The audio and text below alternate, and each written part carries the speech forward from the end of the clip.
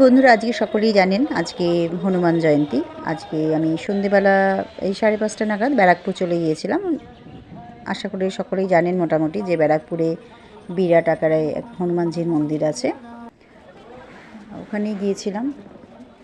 আমি অন্য সময় সকালের দিকটাই যাই, আর এই বিশেষ বিশেষ দিনে আমি বিকেলে যাই না, কারণ বিকেলে আমি জানি প্রচণ্ড ভিড় হয়, সেই কারণে রিস্ক নিই না। তবে আজকে খুব মনে হলো না বিকেলের দিকে যাব, সেই কারণেই গিয়েছি।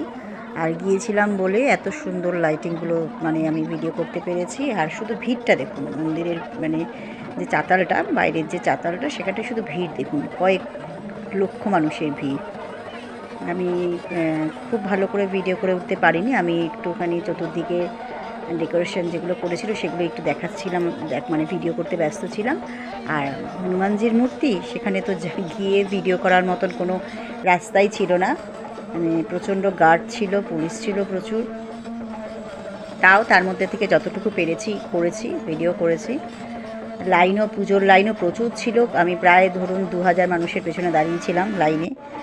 আর পুজো দেওয়ার পর যে প্রসাদের লাইন, সেটা তো মনে হয় আরও কয়েক হাজার মানুষ বেশি।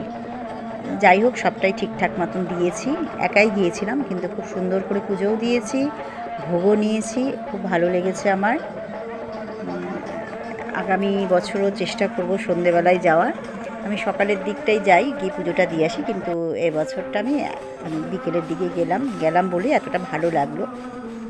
অন্যদিন আমি বিকেলে যাই, কিন্তু বিশেষ দিনে ভিড়ের ভয়ে আমি বিকেলে যাই না। তবে আজকে মনে হলো কেন জানি না যে বিকেলের দিকেই বেরোবো, সে কারণেই গেছিলাম।